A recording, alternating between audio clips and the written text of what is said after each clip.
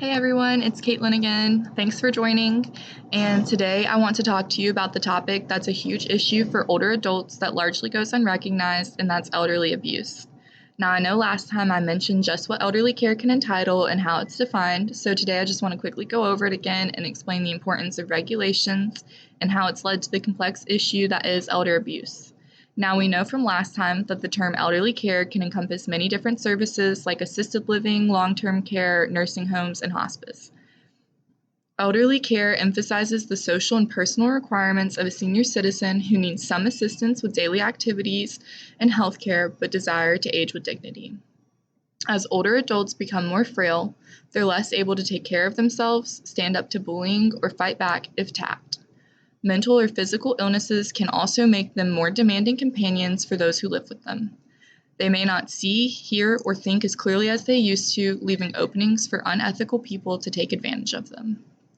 Elder abuse tends to take place where the senior lives, where their abusers are often adult children, other family members such as grandchildren, or a spouse or partner.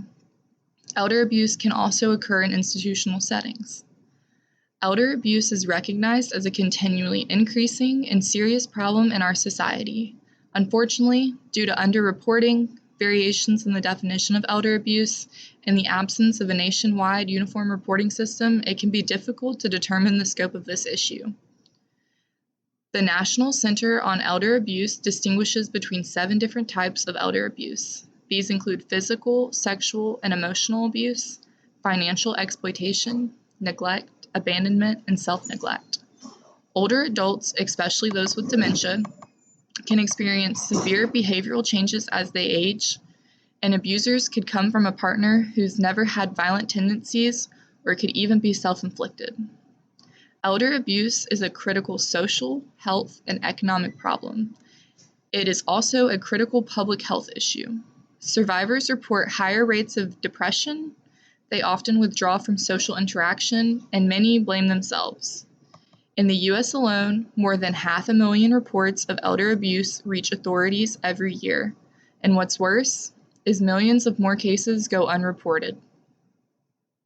Elder abuse will not stop on its own. Someone else needs to step in and help. Many older adults are too ashamed to report mistreatment, or they're afraid if they make a report, it'll get back to the abuser and make the situation worse. What doesn't help is definitions and methods of addressing the issue differ state to state and even county to county. Nor is there a dedicated stream of federal dollars for adult protective services, which most states rely on to combat elder abuse. Each state has fumbled together its own funding, and advocates and officials familiar with this topic say there is little doubt that the problem is growing.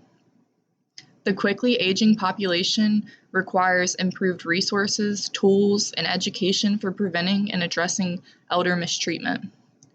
To address elderly abuse, some states are training police and financial professionals to recognize and report elder abuse, along with training social workers and geriatric experts to investigate it.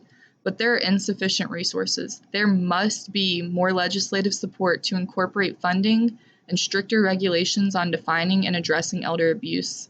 States should have more laws to protect elders from abuse and strengthen investigations, penalties, and reporting requirements.